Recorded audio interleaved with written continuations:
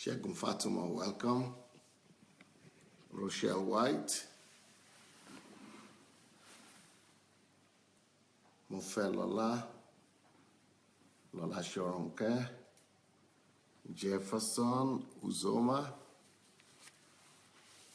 Been quite a while. Nikki Christian. Miranda. Nkiru. Welcome everyone to an exciting week. Nkem DK. You decided to come back to us, Nkem.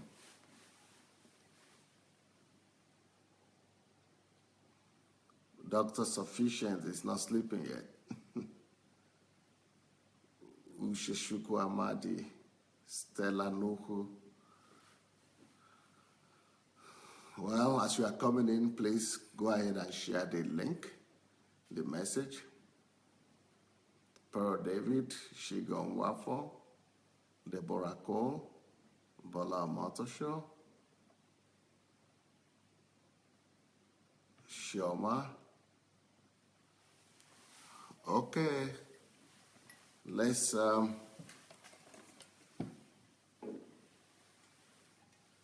begin our training this week.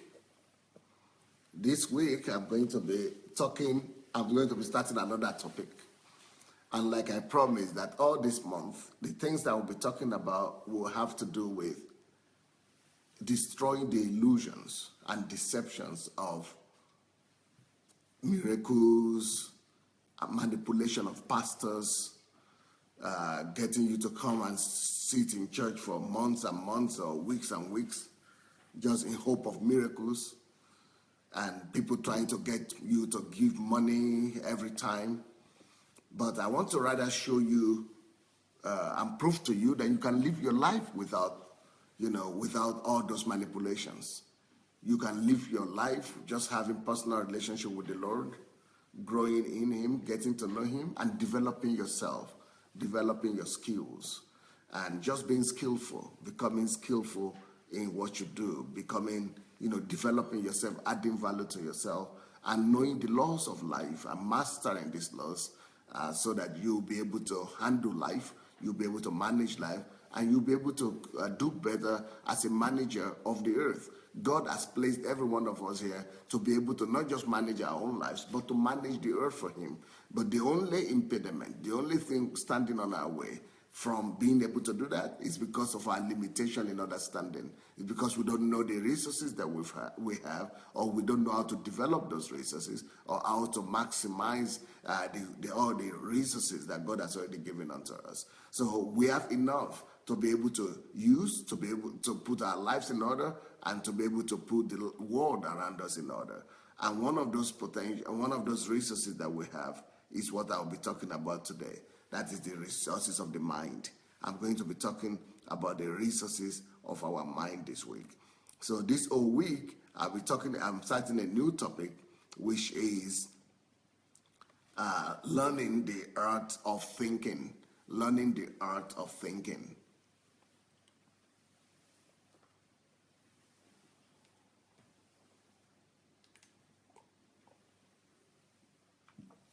I just hope I'll be able to handle this topic for a week.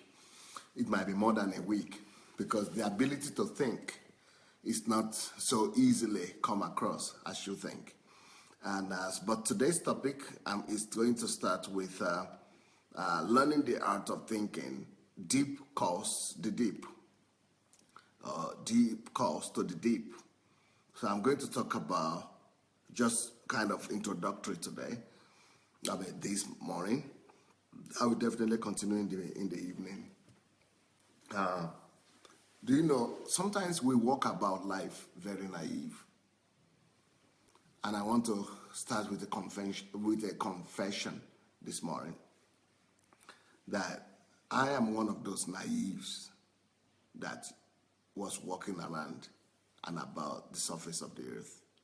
Just gullible, naive, and absolutely ignorant of the reality of the world that I was living in.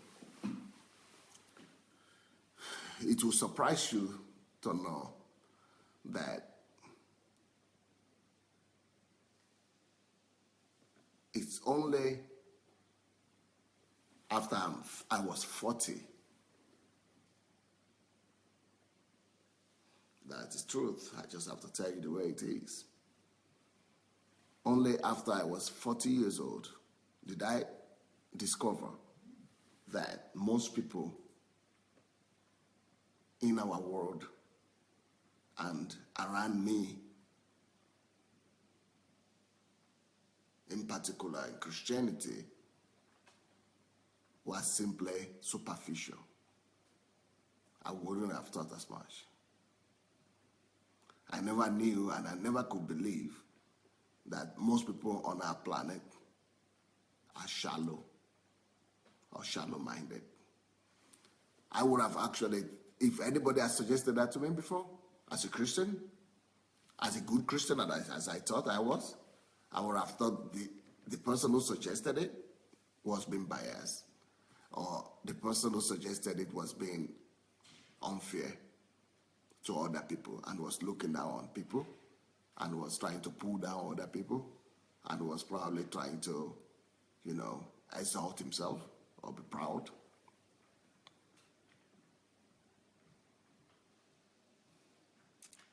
But when you come across reality in real life, and when you have to deal with it on a daily basis,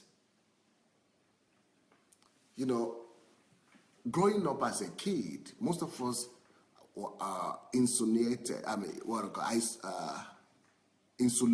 from a lot of the realities that are actually happening in the world, thanks to our parents or our environment. Especially when you're a believer, the church kind of insulates you from a lot of things, a lot of reality that are out there. So you don't really see the real world, because you are protected.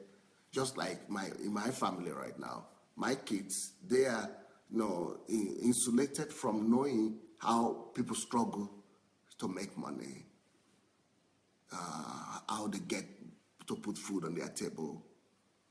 They don't even know where the petrol or the fuel for our car comes from. They don't know how people behave themselves in the workplace, how regular people live. Because most of those things are provided by their parents, all right? So also, and a lot of children are protected from the daily troubles. What is inflation? Why are people protesting? What is the bill for this, bill for that? Most kids don't know that. And we grow up like in that kind of protection, that kind of, isolation and protection from a lot of things. And we remain in it. And that is what gives birth to illusion. So you begin to think that the world is actually the world that you grew up in, that is the same world everybody is growing up in. And you begin to think that the way you think and the way you are, that is the way every family and everybody else is.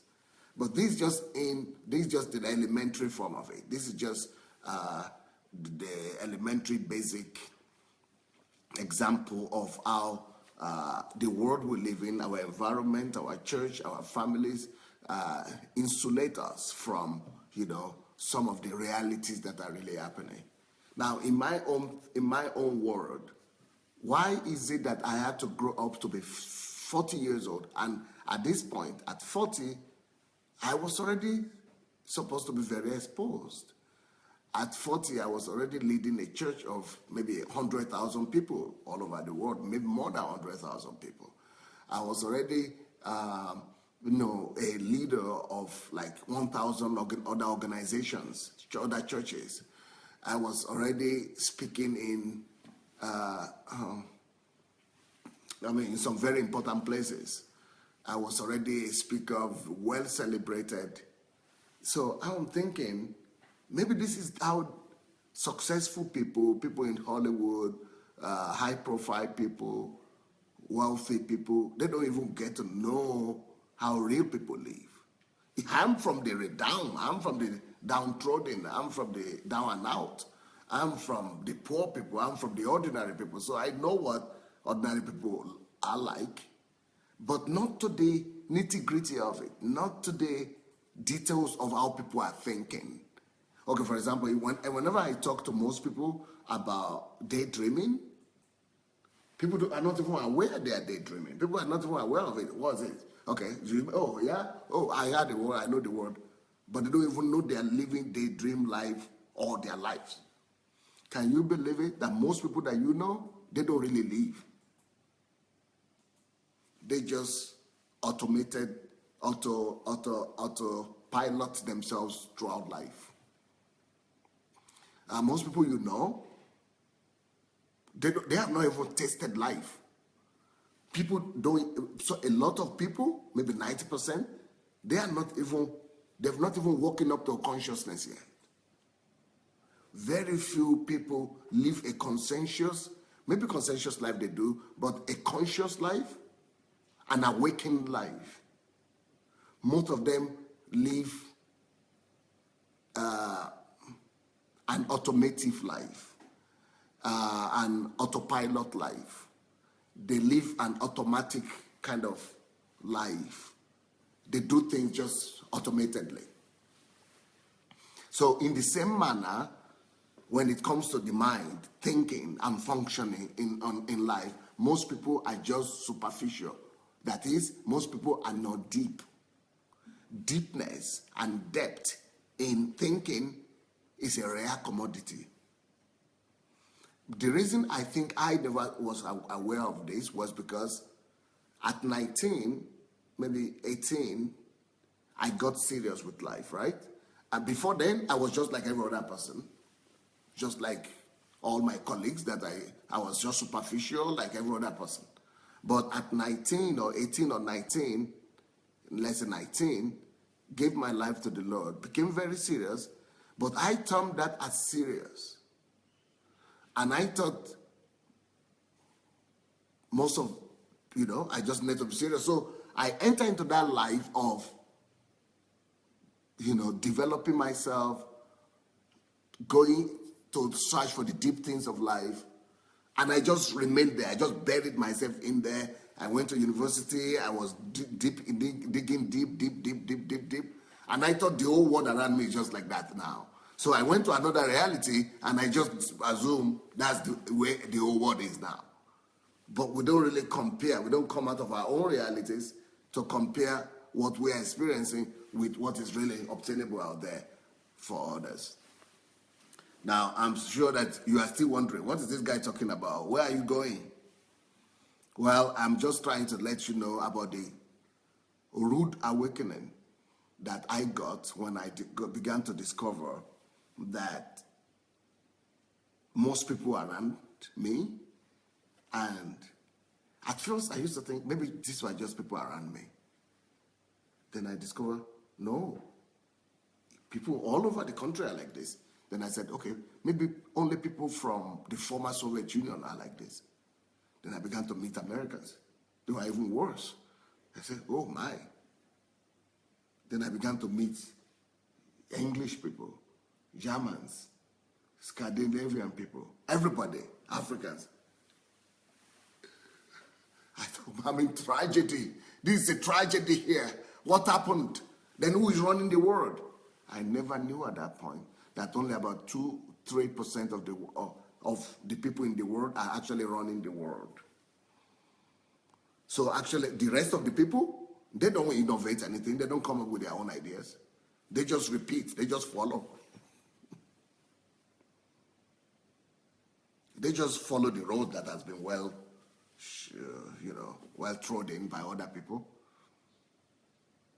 They don't even do. They just walk. They just carry their body up and down. That's what most of the world, 97% of the world, that's what they do. They just carry their body there, up and down, up and down, up and down, up and down. They need to wake up, they wake up. They need to go to work, they go to work. They need to eat, they eat. They need to go to school, they go to school. They need to get admission somewhere, they get admission. Why? Because people say that. That's what everybody says. That's what's happening. That's what is reigning. So that's how the world lives. So who is deciding those things? Oh, maybe 1%. So why is the whole world following 1 or 2 or 3%? Because they don't think. We live in a world that doesn't think. You will not believe it. You will not believe it. In fact, I'm thinking some of you are not even awoken yet to this reality. We are not living in a conscious world. Our world is not living in consciousness. You go to church, oh yeah, we are church members. What do church members do? They jump, they raise hands, oh, they listen to the pastor, they come back home, they are happy, feeling. Everybody just following their feelings. People just walk about feeling. If it feels good, it means it's right. I want that to think. If it feels good, it's right. Sounds a little bit silly, huh?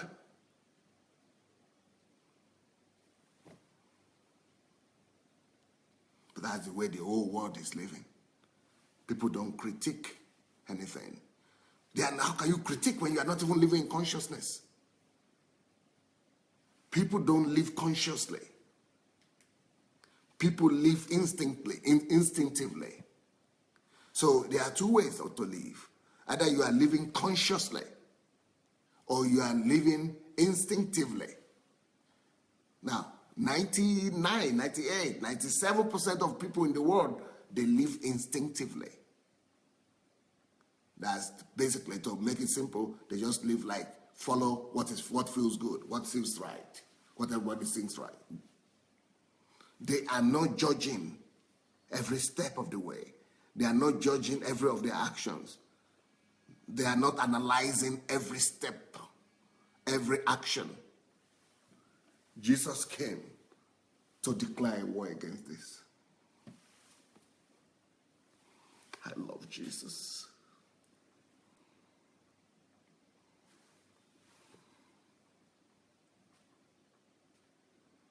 First of all, the Old Testament tells us it takes the deep to call to the deep, talking about the depth of life. You think many people live out of depth? From the deep? It's a rare commodity, and it's a rare reality. People don't have time for depth, and people don't live from the depth, from the deep. Deep, only deep calls to the deep. Most people are not deep enough to call to the deep. In fact, as a matter of fact, one of the greatest manifestation and proof that people don't live consciously and that they live, I'm not saying conscientiously, I'm saying consciously. The proof that they don't live consciously is because most people live to survive. That is a proof by itself that they are not conscious. Most people don't believe in God. That is another proof that they are not conscious. And even those who believe in God, they take church to mean God.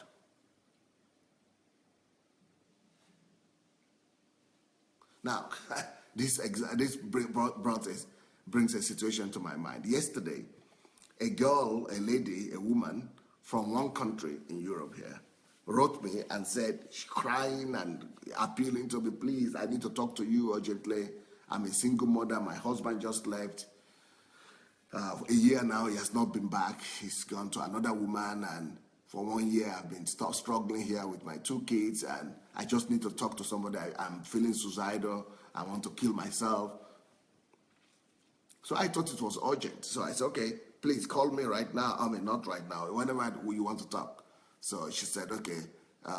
She wanted to, get my Skype. So I gave it to her.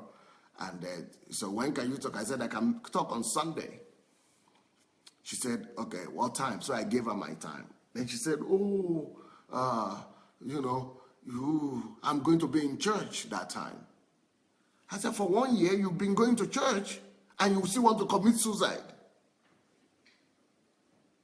And you are telling me, please, I need to talk to you. Please help me. I need to talk to you urgently. Please, I'm going to commit suicide.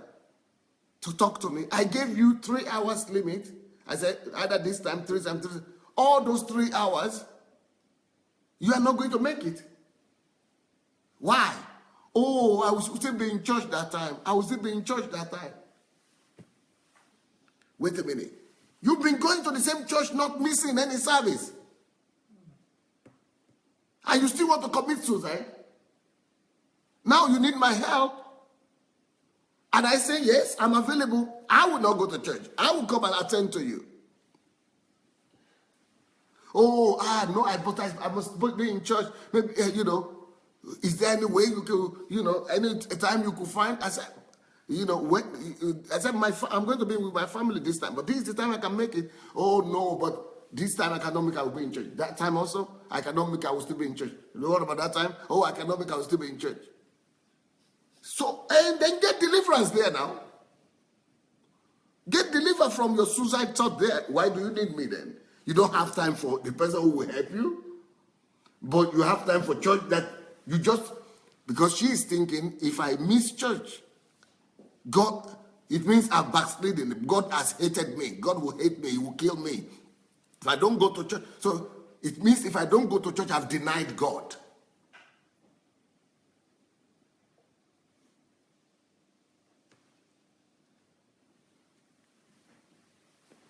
Cannot miss church. And it has not helped you. So why are you going there? But I must go to church, today is Sunday. Ooh, okay. You know, what is that? People don't think.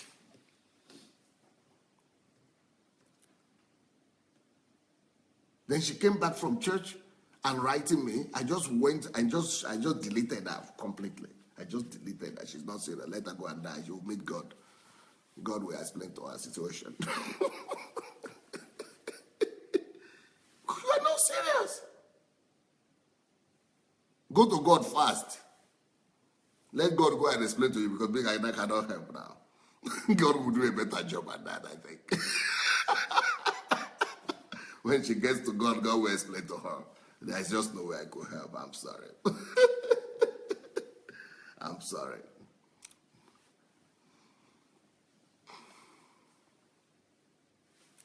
So what am I saying? This is just an example of how people live their lives.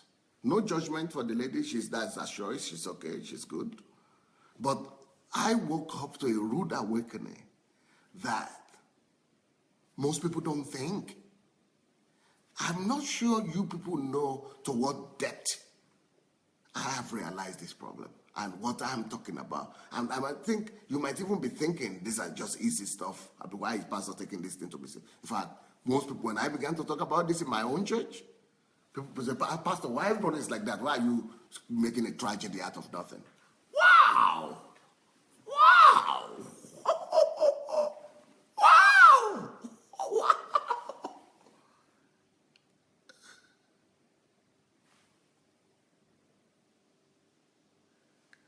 They said I'm making your Ukrainian, in Russian language, there is a saying that says, you are making an elephant out of an ant.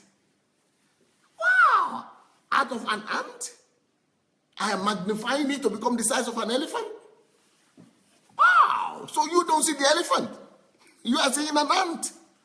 Only an ant in that room. You don't see that elephant. People don't see elephant.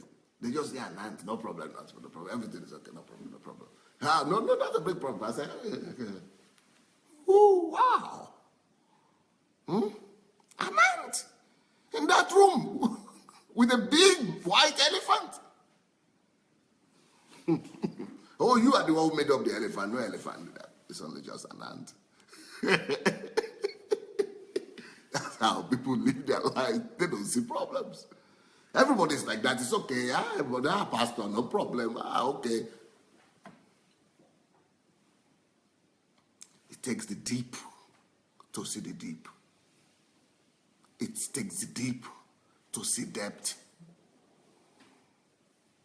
Jesus came to confront this.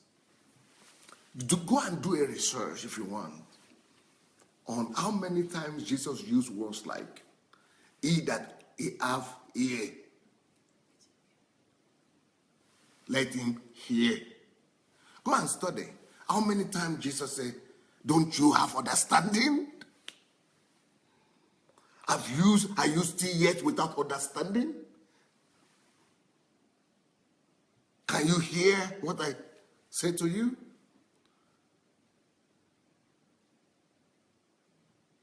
Truly, truly, truly, I say unto you. All those kind of statements from Jesus, they are telling us about how serious Jesus was about this problem. In fact, almost no message was preached by Jesus without saying, he that have here, he that has here, he that have here, let him hear. Or truly, truly, I speak unto you. Do you have understanding? The tragedy of lack of depth is killing our world. And the Bible tells us that my people, God's people, only perish because of lack of knowledge. That lack of knowledge is also not just lack of knowledge in the head, it's also lack of depth. When the Bible says, my people perish for lack of knowledge, it means my people perish for lack of understanding, for lack of insight, for lack of depth.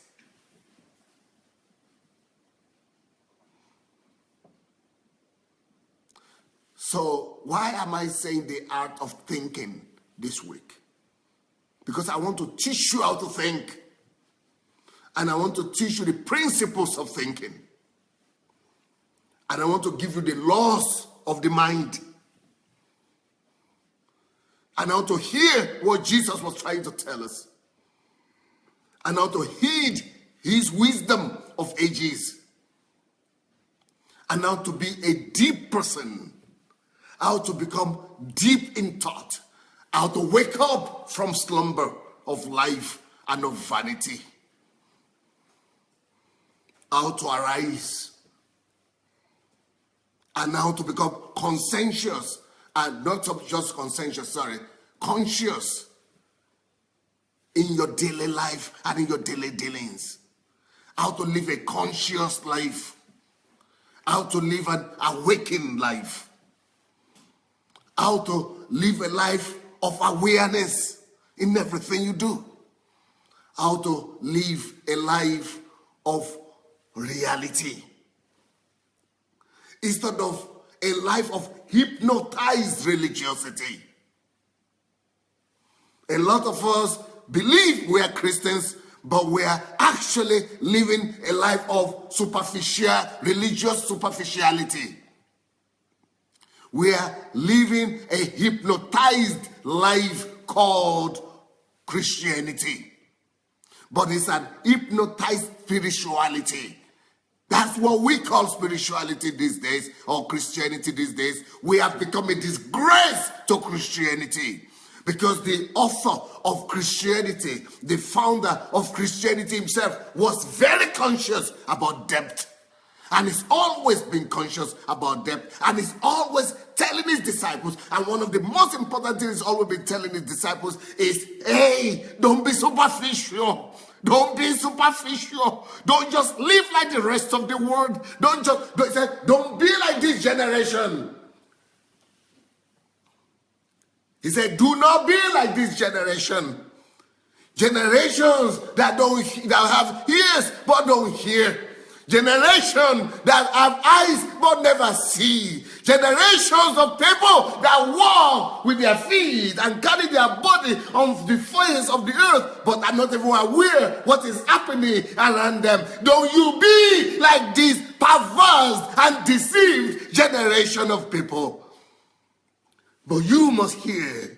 You must be a generation that hear. You must be a generation that call it deep from the deep into the deep. You must be the generation that have ear to hear. You must be a generation that have understanding, that have insight. And he was always attacking the Pharisees. He was always attacking the Sadducees, because that they were the picture of people who lived a superficial life. They were the picture, illustration, direct,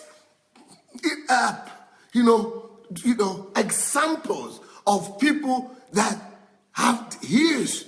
They knew all the religion. They knew all the tenets and the laws. But they were not really hearing what God was trying to say. They will quote the scripture, but they will not hear what God is trying to say there.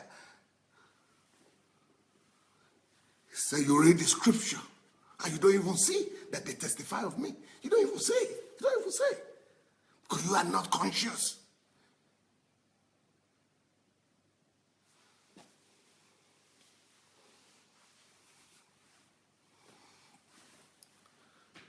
My heart bleeds when I see how many people are made in the image of my God, of my Father, of the Creator himself. He has honored us with his nature. He has honored us with his image, with his exemplary personality in us, his spirit in us. Yet we live as if we don't have any relation to him, as if nothing connects us, as if we are totally disjuncted, disconnected from him. We don't reason. We don't think like him. We don't imitate him. We don't emulate him. We don't reflect him. We don't think through like him. We don't create like him. Crisis, danger, disgrace, shame. That's one of the main reasons why Jesus called himself not just the life and not just the way, but also the truth. Truth sets people free. But when you live a life of superficiality, you don't really bother too much about the nitty-gritties of the truth. You just follow the crowd. You just do what people tell you is the truth. You don't bother to find out if that is really the truth. You don't go deep. You are satisfied with what you have, with what you are told. Hence he said, knowing the truth is the key to everything. You shall know. You shall know. Knowing is personal responsibility. To know is my responsibility. You shall know. It's my responsibility to know. To know, I must not be superficial. I must not be shallow. For me to know, I must take responsibility to know. For me to know, I must discover. For me to discover, I must go deep. To discover, I must research. To discover, I must dig. Deep calls to the deep.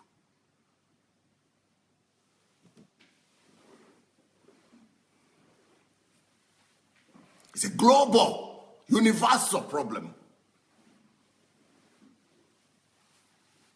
And it has eaten deep into our very existence, to our very society. That's the problem of shallow-mindedness. The problem of shallow-mindedness. People are shallow. People are just surface, superficial, shallow, empty. They carry their body everywhere, that's all. They use the head to laugh. So make me have fun, as much fun as possible. Some people even have profession now try to make people just laugh and forget about life. Don't take life too serious. So people even employ comedians and and satirists and people to just come ahead and just make you just to be soft. People even are taking help to become superficial. Just help me to be superficial. Just help me to become shallow. Just help me to become more shallow-minded. You kidding me? People will pay people, come to church or come to anywhere, come and make us shallow. Come and make us just superficial. Just come and make us shallow-minded. Just say some empty, irrelevant things that will just make us relax and make us laugh. Life is not serious. Don't take life serious. We are denying the very nature of God. Because the God that we serve is the Word. That was God, that was with God in the very beginning. And the Word from which everything came to pass. Essence is understanding. Essence is knowledge. Essence of God is light. Essence of God is truth. The essence of God is not superficiality. It's not emptiness. It's not some euphoria or empiphoria. I mean, what do you call it? Huh? No. Inferior. You know, it's not some kind of superficiality, some kind of, emptiness like this.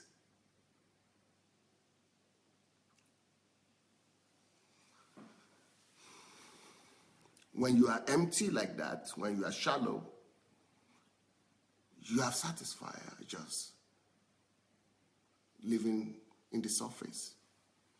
Don't take anything too serious.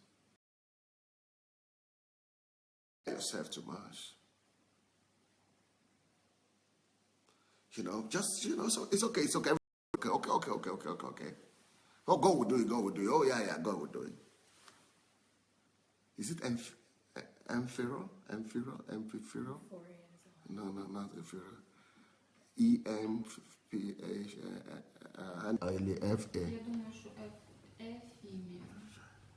Okay. Sorry, guys. Welcome back. Thank God you waited. Thank God you waited.